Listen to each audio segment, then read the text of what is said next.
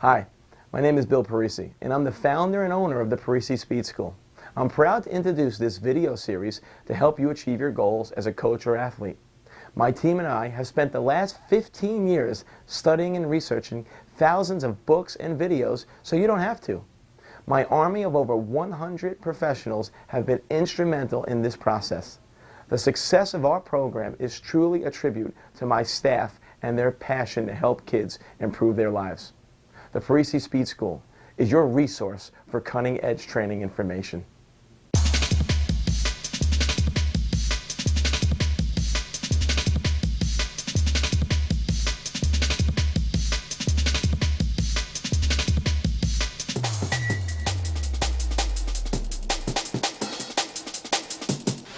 My name is Martin Rooney and I'm the director of the Parisi Speed School.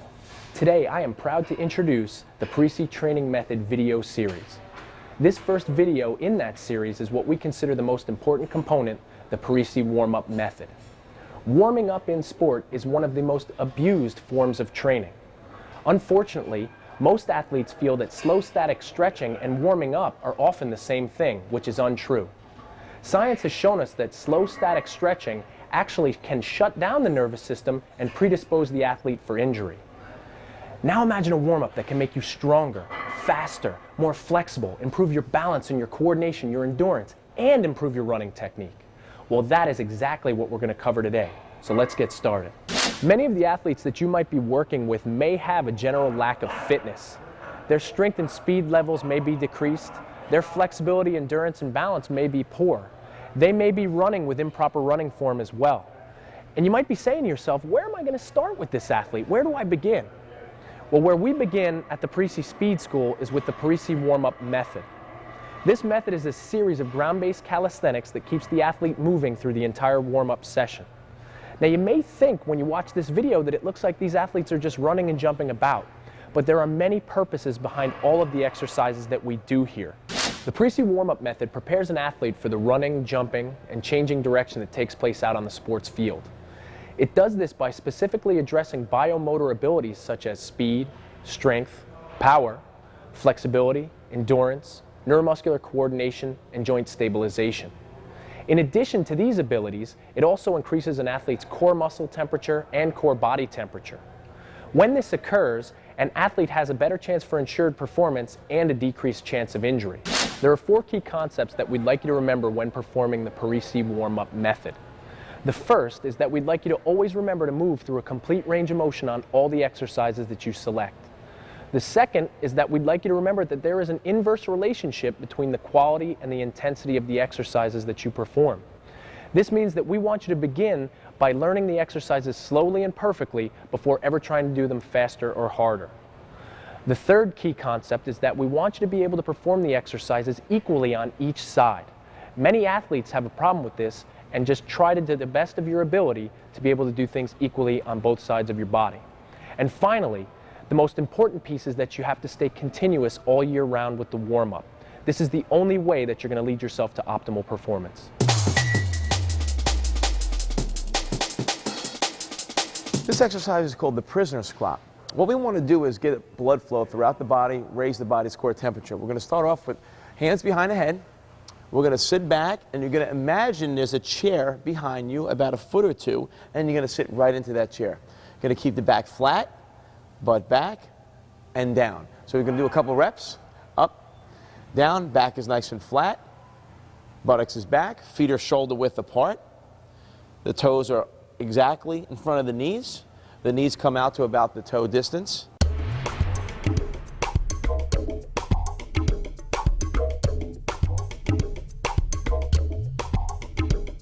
Next exercise is the jumping jack. Many people think a jumping jack is just a regular warm-up exercise. Here we use the jumping jack to help improve technique. First thing we're going to address is foot action. We want to make sure the foot is cocked in the up position, toe up, known as dorsiflexion, and Martin's going to show that. So we want the toe in the up position the whole time. We want to stay on the balls of the feet. We want full extension at the arms, knees are locked. Do a jumping jack. Balls of the feet, toes are up, bouncing on and off the ground, full extension at the elbow, full range of motion, very important.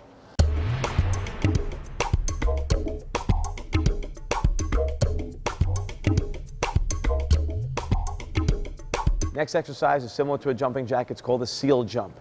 Arms are going to be out, fully extended. We're going to stay on the balls of the feet, and we're going to do a jumping jack action with the hands coming forward and back, stretching the shoulder and loosening up the Achilles as well. Seal jumps.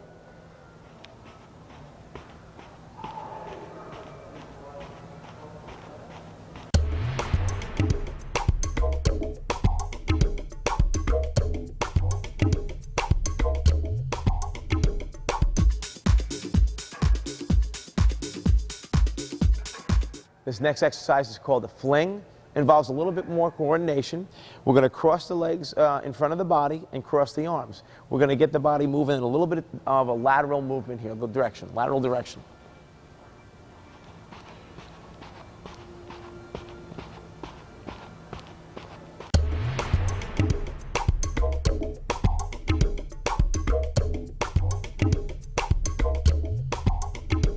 The next exercise, we're going to focus on the Achilles and the ankle complex. What we're going to do is an exercise called the pogo jump. Warren's going to be on the balls of his feet. He's going to move up and down as quick as he can, jumping up and down as quick as he can, pulling the toes up towards the knees, keeping the knees locked the whole time.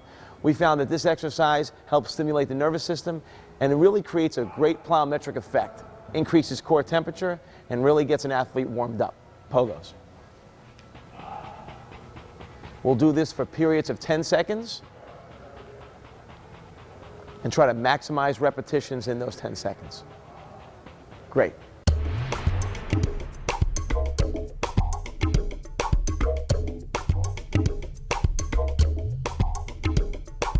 This next pogo jump is for height. Greater altitude, we're going to increase the amount of force going into the ground through the ankle complex and also improve the ability to jump higher.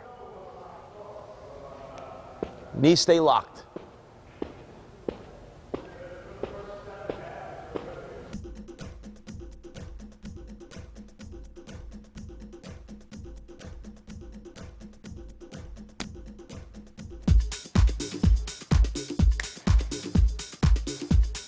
The next exercise is called the wide out. What we're going to do is get into a quarter squat position. We're going to work on the lateral muscles of the body, the abductors and adductors, the groin and the outside of the leg here. And we're going to open and close our legs as fast as we can, stretching those muscles, getting some blood flow to them. Wide outs. Body stays constant, shoulders and hips are at the same height the whole time.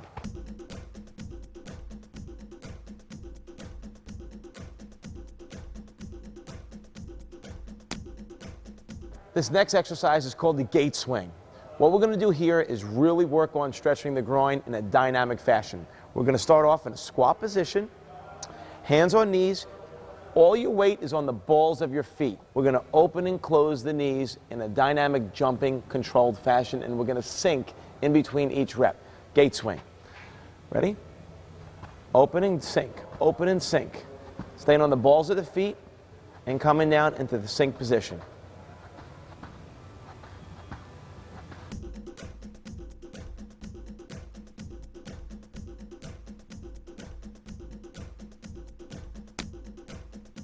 This next exercise is called the scissor jump. What we want to work on here is a little more of the flexibility of the lower extremities, and it's really a highly coordinated based exercise, a little bit more advanced.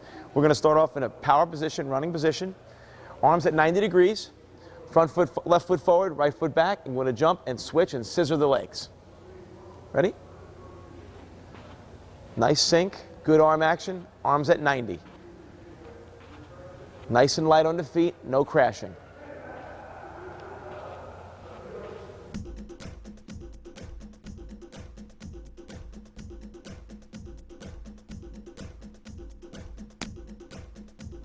In addition to the toe-up position, proper arm mechanics are critical to running fast. What we want to do when we practice arm mechanics is, one, keep the elbow locked at 90 degrees, firm position at 90. The hands, fingers are extended in the open position. The shoulders relaxed and down, depressed, and we want to work at the shoulder, moving the hand well behind the pocket and back up to a little bit above the chin. So we want to work it in place right now, rotating at the shoulder, driving the elbow back, pulling the hand behind the pocket, and letting the thumb and wrist rise above the chin.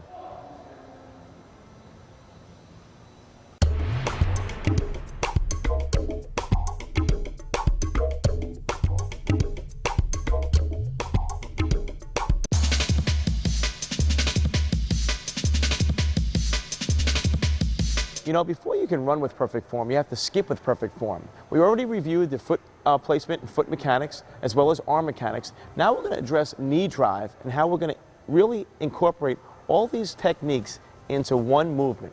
Here at the Parisi School, we really feel skipping is a form of over-exaggerated running, and it's crucial to attaining proper running technique.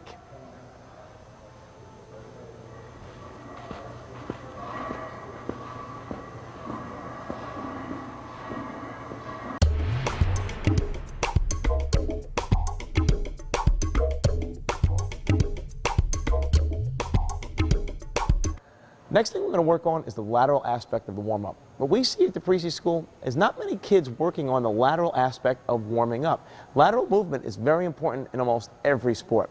When we work on lateral aspect, first thing we want to get low, drop the center of gravity. Very important. Back is flat, shoulders in front of the hips. We're going to move laterally. We're going to work on the ab and adductors of the legs, the interior area, the groin, and the outside of the legs. We're going to move quickly, pop off the ground, make sure the feet and shoulders are staying pointed straight ahead.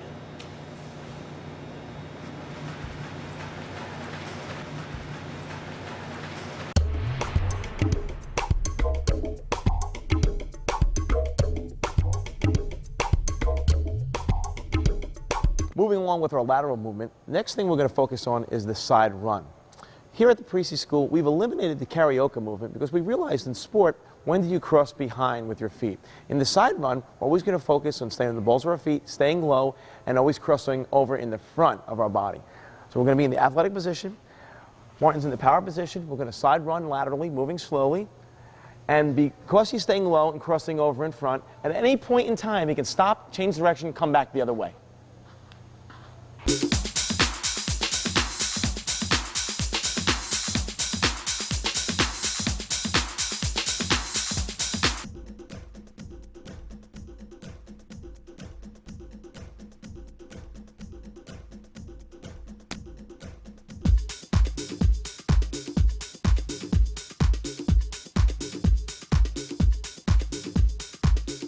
Next exercise is a linear movement. We're going to work on what we call the backward cycle. We're going to stay on the balls of our feet, ankles cocked up in the dorsiflex position. We're going to stay tall. This is a dynamic flexibility exercise for the hip flexors.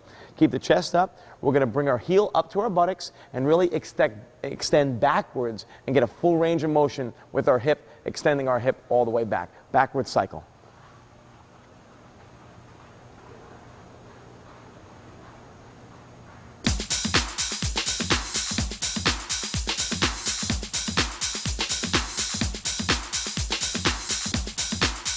The next movement we're going to do here in the warm-up is called the lunge walk, something that we use to assess strength, flexibility, and balance. What's really key in this movement is to attain proper arm mechanics throughout the entire movement. We're going to take a nice large step forward, working on balance, and we're going to continue that walk.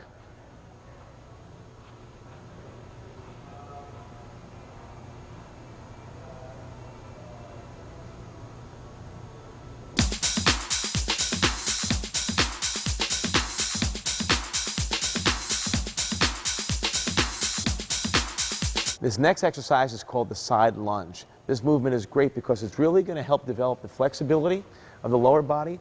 It really is a great indicator of strength endurance, core strength, hold in this position. We're going to stretch out maximally as far as he can to his left, and we're going to walk down the field laterally, keeping both feet pointed straight ahead. Side lunge.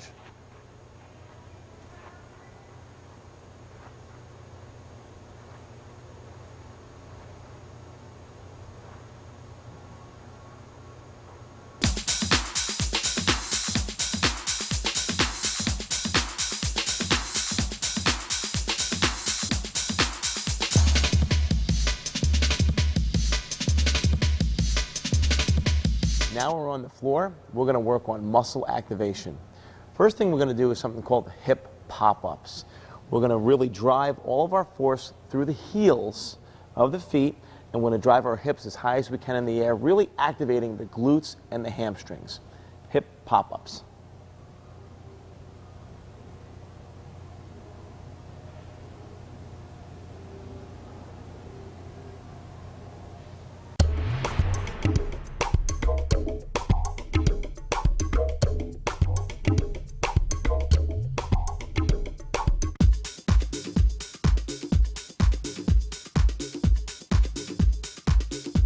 the next exercise, simple enough, is single leg hip pop-ups. A little bit more focus and isolation, one leg at a time. Single leg hip pop-ups.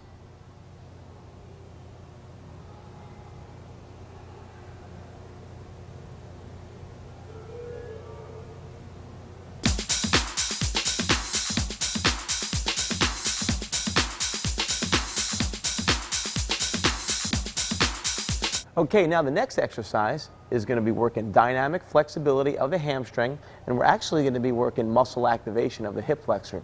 We want the legs to be straight. We're going to do a single leg raise, one leg at a time, keeping the knee straight, activating the hip flexor, stretching the hamstring. Single leg raise.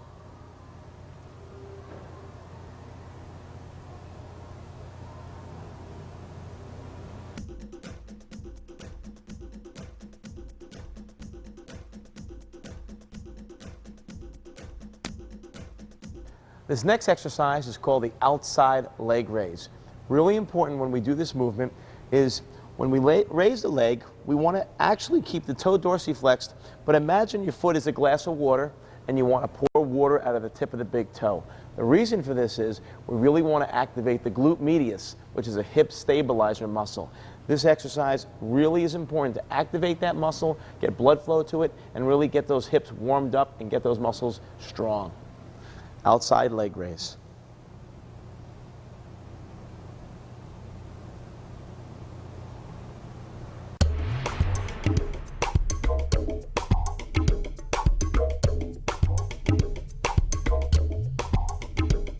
Now we're going to focus on the inside leg raise, really focusing on the adductors.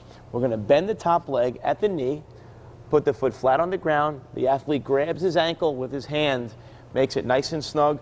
Bottom leg is straight. We're going to raise the bottom leg, keeping the foot dorsiflexed, really activating the inside leg muscles, the groin area. Inside leg raise.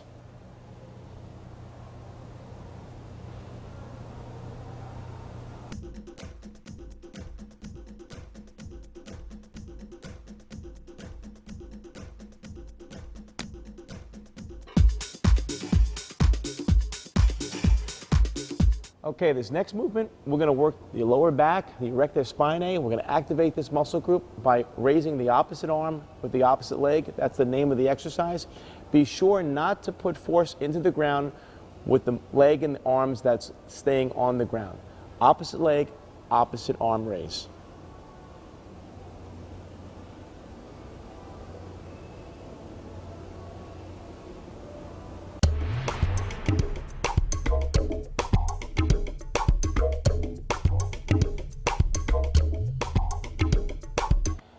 Now we're going to do an exercise called skydivers.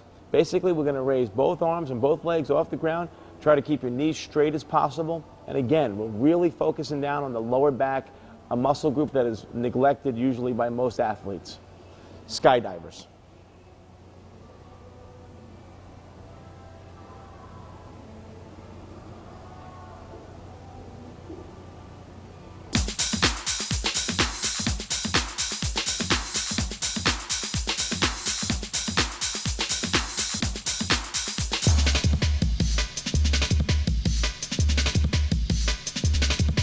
This next exercise is part of our hip circuit series, and basically what we're going to do here is really activate that hip rotator cuff, those muscles that help stabilize the hip. We're going to be in a bulldog position. Our arms and hands are directly under our shoulders with the elbows straight and locked. The knees are directly under the hips. We're going to start off with Martin's right leg.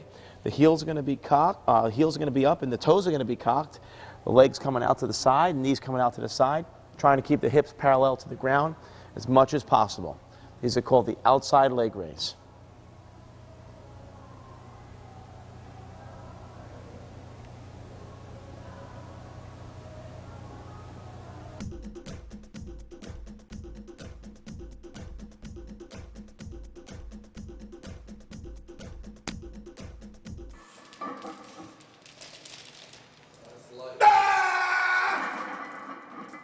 This next exercise in our hip circuit series is called the forward leg circle.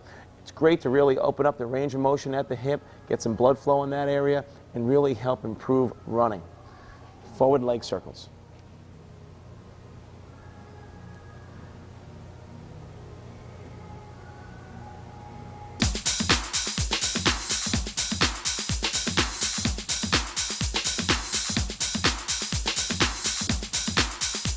Following this movement, we're going to go right into backward leg circles. Same technique, moving in the opposite direction, ankle stays cocked, heel close to the butt.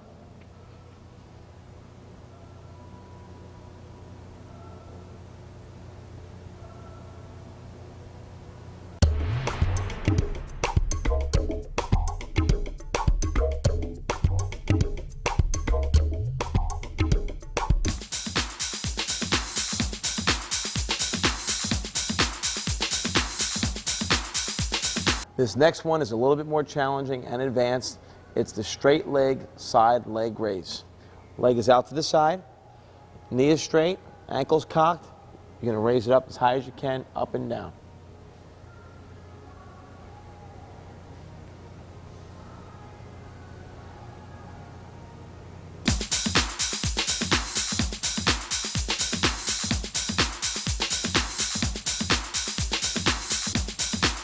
This next exercise is really going to focus again on hip mobility, getting that hip rotator cuff really warmed up and loose.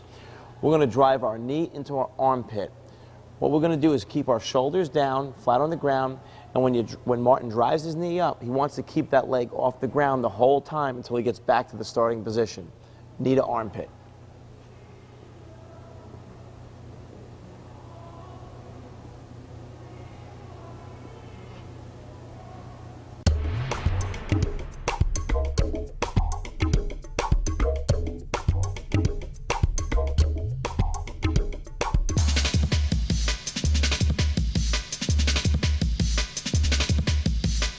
Our next dynamic mobility movement is called the Cobra stretch. With this motion, we're going to really activate the glutes and the hamstring to pull our heel up to our opposite hand and stretch that hip flexor and quad. This is the Cobra stretch.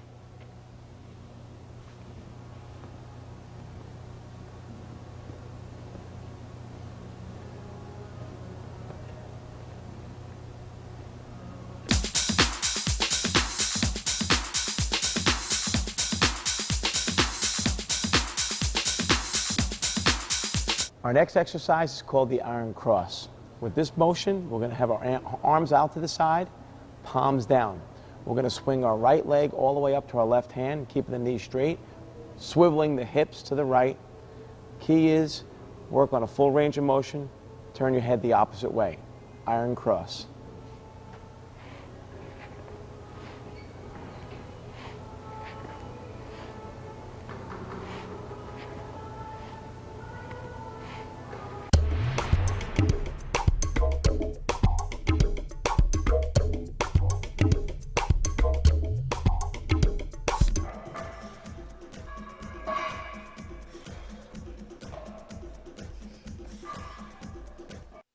This next exercise we're going to work on is called mountain climbers.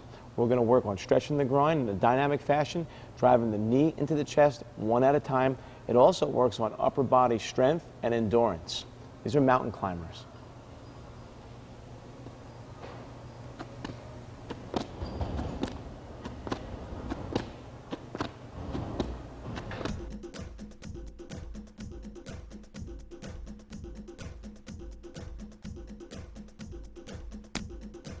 This next motion is called groiners. Similar to mountain climbers, but we're going to bring the foot outside the hand and the foot is going to land flat on the ground. This is a really great groin stretch. Also works upper body strength.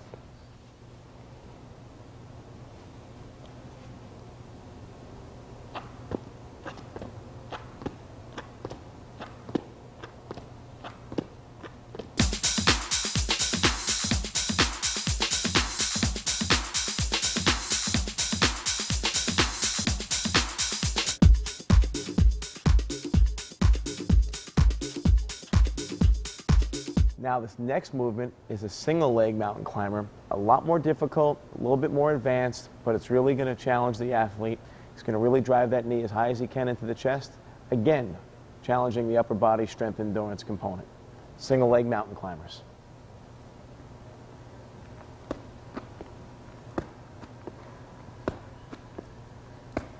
Two more.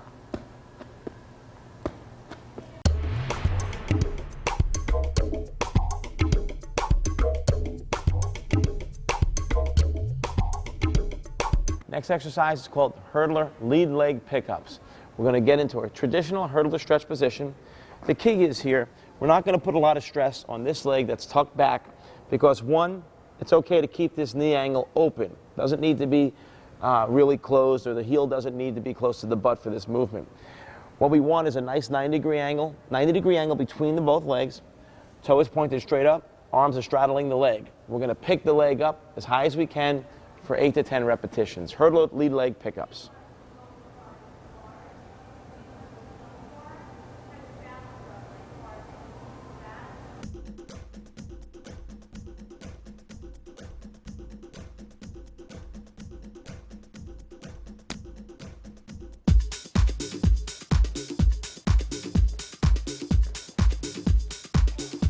This next exercise is a dynamic mobility movement. We're going to roll over into an inside hurdler stretch position, and then we're going to come back, roll over into a V-sit position. Here we go.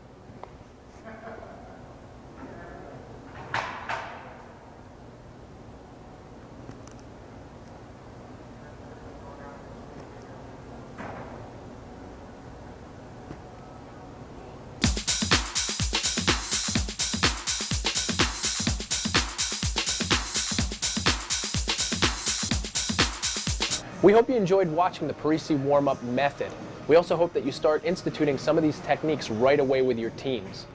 To finish this video, we're going to allow you to see our training staff training some of the top college athletes in the country.